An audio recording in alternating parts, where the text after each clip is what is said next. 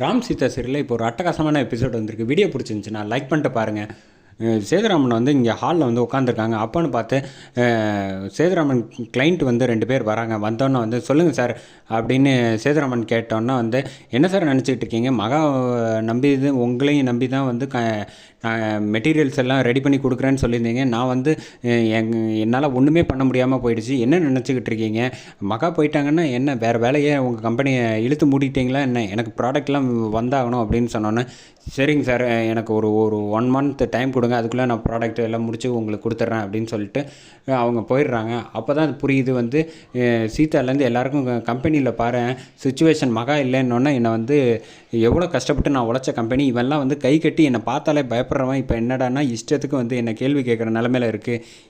என்னால் இதெல்லாம் ஜீர்ணிச்சிக்கவே முடியல. நான் பேசாமல் நானும் மகா கூடயே சேர்ந்து போயிட்டேன், நிம்மதியாக இருப்பேன் அப்படின்னோடனே என்ன இப்படிலாம் பேசிகிட்டு இருக்க, எதுவாக இருந்தாலும் பார்த்துக்கலாம் அப்படின்னு சொன்னோன்னே இந்த பக்கம் வந்து சீதா வந்து மீரா கிட்ட பேசிகிட்டு இருக்காங்க. நம்ம தான் கம்பெனியை வந்து மூடிட்டாங்கல்ல, என்ன பண்ணுறது அப்படின்னோடனே கம்பெனி மூடுனா என்ன, ஃபேக்ட்ரி மூடுனா என்ன, இப்போ நம்மக்கிட்ட ஒர்க்கர்ஸ் இருக்காங்களா அவங்கள வச்சு நம்ம வந்து ஏதாவது இந்த ப்ராடக்ட் வந்து கம்பெனியை வந்து ரெடி பண்ணி டெலிவரி பண்ணி ஆகணும் அப்படின்னு சொன்னோன்னே சீதா அது எப்படி முடியும், அதெல்லாம் வாய்ப்பே இல்லை அப்படின்னோடனே ஃபேக்ட்ரி இல்லாமல் எப்படின்னா, ஃபேக்ட்ரி இல்லைன்னா வேறு எங்கேயாவது வாடகைக்கு யூனிட்டை ரெடி பண்ணி வச்சுட்டு அதுக்கப்புறமேட்டுக்கு நம்ம டெலிவரி பண்ணிடணும். இதில் வந்து லாப நஷ்டம் பார்க்கக்கூடாது. நம்ம வந்து கௌரவ குறைச்சல் இல்லாமல் நான்சி சொல்லி முடியாததை வந்து நம்ம சாதிச்சு காட்டணும், அதுதான் ரொம்ப முக்கியம் அப்படின்னோடனே தாடி அங்கிள் இங்கே வாங்க அப்படின்னு சொன்னோன்னே என்ன ஃபேக்ட்ரி இல்லாமல் எப்படி பண்ண முடியும், இதையே சும்மா முடியாதுங்கிற வார்த்தை சொல்லாங்க. பேசாமல் இல்லைன்னா நவுந்து போய்க்கங்க, நான் பார்த்துக்கிறேன் என் கம்பெனி அப்படின்னோன்னே என்ன இவ்வளோ கோவப்படுற அப்படின்னா பின்ன என்ன நான்சியால் நம்ம வந்து செய்ய முடியாதுங்கிறதுக்காக அவள் வந்து லாக் பண்ணுறா, அதை வந்து நம்ம பிரேக் பண்ணி ஆகணும். இல்லை இப்போ வெளியில் யூனிட்டுக்கு ஏதாவது பேசி ரெடி பண்ணுங்க அப்படின்னு நம்மக்கிட்ட லேபர் இருக்காங்களா அவங்கள வச்சு செஞ்சு முடிச்சிட முடியும் அப்படின்னு சொன்னோன்னே சரி நீ சொல்கிறதும் ஐடியா ஒர்க் அவுட் ஆகும் போல தான் இருக்கும், ஆகும் போலலாம் இருக்குங்க கூட கான்ஃபிடென்ட்டோட பண்ணுங்கள், நம்ம நிச்சயமாக ஜெயிப்போம் அப்படின்றாங்க. இந்த பக்கம் சேதுராமன் வந்து வெளியில் வந்து ஃபீல் பண்ணிக்கிட்டு இருக்காங்க. ஒன்றும் பிரச்சனை இல்லை அங்கிள், இது வந்து எல்லாத்துக்கும் காரணம் நான் வந்து இந்த வீட்டை விட்டு போயிடுறேன் அப்படின்னு சீதா சொன்னான்னு என்னம்மா நினச்சிட்டு இருக்கேன், நீ எடுக்கிற முடிவு ரொம்ப ரொம்ப தப்பான முடிவு, அவசரப்படாத. நான்சிக்கு என் மேலே தான் கோவம் தவிர மற்றபடி உங்கள் மேலேயோ நம்ம கம்பெனி மேலேயோ கிடையாது. அதனால் நான் கொஞ்சம் நவுந்து போயிட்டேன்னு வச்சுக்கோங்களேன், எங்கள் அம்மா வீட்டுக்கு போயிட்டேன்னா கொஞ்சம் காலுக்கு எத்தனை நாளைக்குமா அவன் நீ போயிட்டேன்னா அவள் போயிடுவான்னு நினைக்கிறியா இந்த வீட்டை விட்டு கம்பெனியை விட்டு அப்படின்னோடனே அதெல்லாம் போக மாட்டாதான், பட் இருந்தாலும் இப்போதைக்கு இந்த பிரச்சனையை நம்ம சமாளித்தோன்னா மற்றதெல்லாம் அப்புறம் அடுத்தது பார்த்துக்கலாம் அப்படின்னு சீதா சொன்னோன்னே எனக்கும் இது கூட சரியாக தான் படுது அப்படின்னு மீராவும் சொல்லிகிட்டு இருக்காங்க. எதுவாக இருந்தாலும் முதல்ல ராம்கிட்ட பேசுங்க, அதுக்கு அடுத்தது நம்ம முடிவு பண்ணிக்கலாம் அப்படின்னு சொல்லி இந்த விஷயத்தை பேசி முடிச்சிடுறாங்க. நான்சி வந்து ஒரு ரோட்டில் வந்து வெயிட் பண்ணிக்கிட்டு இருக்காங்க.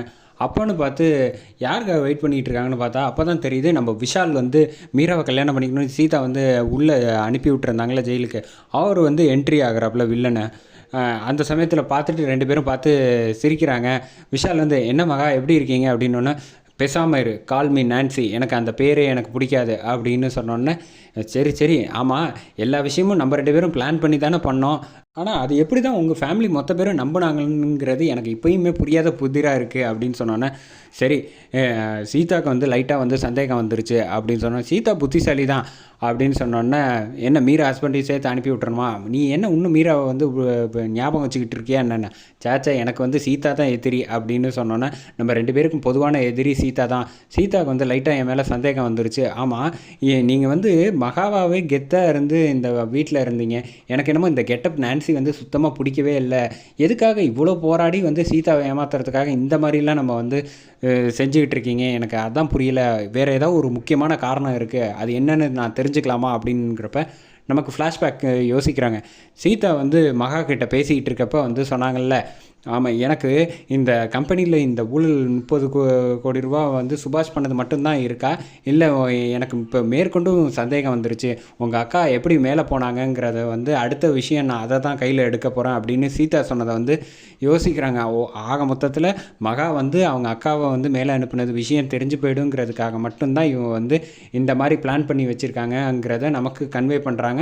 ஆனால் வந்து விஷால் கேட்டப்போ வந்து அதெல்லாம் உனக்கு தேவையில்லாத விஷயத்துலலாம் நீ தலையிடாத அப்படின்னு சொல்லி கட் பண்ணி விட்டுறாங்க.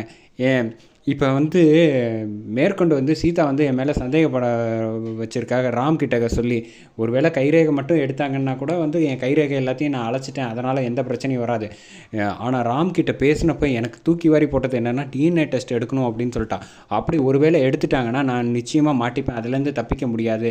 இப்போ நீ எனக்கு ஒரு உதவி பண்ணணும். என்ன உதவி பண்ணணும் அப்படின்னா, வீட்டுக்கு வந்து யாருக்கும் தெரியாமல் வந்து அந்த நம்ம வந்து எங்கள் வீட்டில் இருக்குல்ல சமாதியாக இருக்குல்ல, அங்கே உள்ளே இருக்கிறத வந்து நீ எடுத்துகிட்டு போயிடணும். அதை நீ எடுத்துகிட்டு போனால் மட்டும்தான் அவங்க காணும்னு கண்டுபிடிக்க முடியாது. அதை வச்சு காணா போனதுனால வந்து என்னை வந்து டிஎன்ஏ டெஸ்ட் எடுக்க முடியாத லெவலுக்கு பண்ண முடியும் அப்படின்னு விஷால்கிட்ட வந்து மகா சொல்லிகிட்டு இருக்காங்க. அதோட இந்த எபிசோட சூப்பராக முடிக்கிறாங்கன்னே சொல்லலாம்.